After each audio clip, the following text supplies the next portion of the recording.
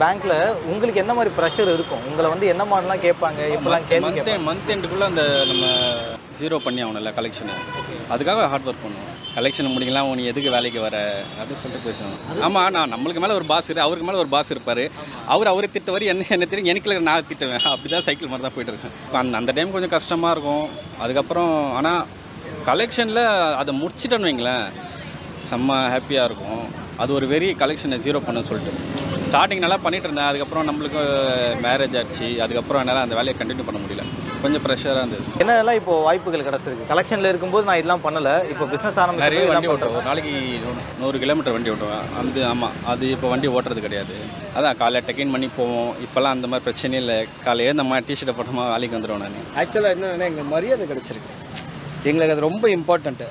நான் இப்போ இவன் அப்போ காலையில் போயிடுவோம். எங்கள் ஏரியாவில் கூட சம்டைம்ஸ் நாங்கள் எங்கே இருக்குமான்னு கூட இது. ஆனால் இப்போது நான் எங்கே போனாலும் எங்களுக்கு ஒரு ஃபேஸ் வேல்யூ இருக்குது, சரியான அடையாளம். ஆர்ஆர் பிரியாணி அப்படின்னா தலை அப்படின்னு எனக்கு பசங்க.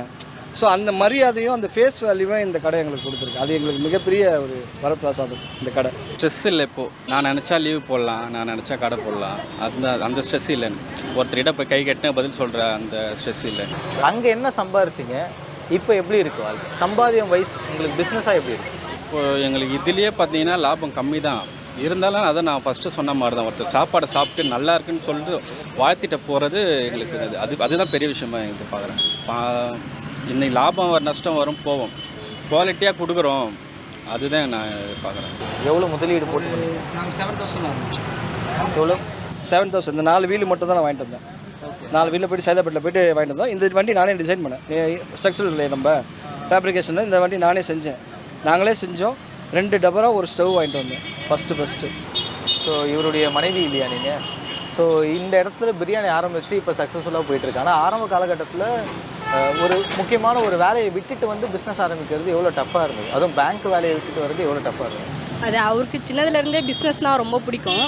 ஸோ ஸ்கூல் படிக்கும் போது கூட சிக்கன் பக்கோடா, இந்த சூப்பு கடை அப்படின்னு அண்ணன் தம்பிங்க 2 பேரும், அவரும் எங்கள் மாமா தான், 2 பேரும் அது அப்பத்துலேருந்து பண்ணதுனால, சின்னதுலேருந்தே அவருக்கு அந்த இன்ட்ரெஸ்ட் இருக்கிறதுனால, இப்போ நான் இதை பண்ண போகிறேன்னொன்னே சரி ஓகே பண்ணு, நல்லா வரணும் அப்படின்ற எய்ம் தாங்க. நாங்கள் ஃபேமிலியாக தான் இதை பண்ணுறோமே. மூளைகீழே கெட்டு போச்சா? பேங்க் வேலையை விட்ற அந்த மாதிரி ஏதாவது கேட்டு சண்டைலாம் போட்டிங்களா?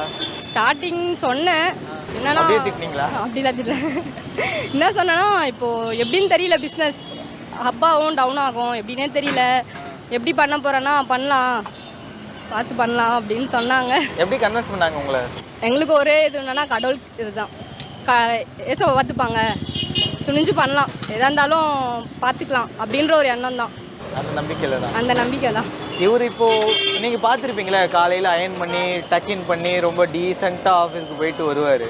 ஸோ அந்த வேலை பண்ணுறவர் இப்போ கறி அடுப்பில் வேலை செஞ்சுக்கிட்டு அண்டா தூக்குறது ஒரு நார்மலான ஒரு எம்ப்ளாயி மாதிரி இப்போ இருக்கார். அவர் தோற்றங்கள் மாதிரி இருக்கும். ஒரு ஒய்ஃபாக உங்களுக்கு இதை பார்க்க எப்படி இருக்குது? அவரோட ட்ரெஸ்ஸிங்ஸ் அதான் நீங்கள் சொன்ன மாதிரி அது ஃபஸ்ட்டு அப்படி தான் இருக்கும். இருந்தாலும் இவர் ஓனாக எடுத்து பண்ணுறதுன்னும் போது தான் எனக்கு ஹாப்பினஸ்ஸாக இருக்குது. இப்போ ஒருத்தவங்க கிட்டே போயிட்டு சம்பாதிக்கணும் அப்படின்றத விட அவராக எடுத்து அவராக பண்ணுறது, ஃபேமிலியாக பண்ணுறது, எங்கள் மாமா தான் ஃபுல் சப்போர்ட்டு. ஸோ அவங்களா பண்ணுறதுனால எனக்கு ஹாப்பி தான். அப்புறம் இங்கே பிரியாணி ட்ரை பண்ணியிருக்கீங்களா? சீக்கிரமாக காலி ஆகிடுது. அதான் கொஞ்சம் ஆனால் டேஸ்ட் வைஸ் பார்த்தீங்கன்னா எல்லாமே அல்டிமேட்டாக இருந்துச்சு. வேறு என்ன ரிவ்யூனா 5க்கு எப்படி 4 கொடுத்துடலாம் கண்டிப்பாக. ஃபேமிலி என்கேஜ் பண்ணி பண்ணுறாங்க.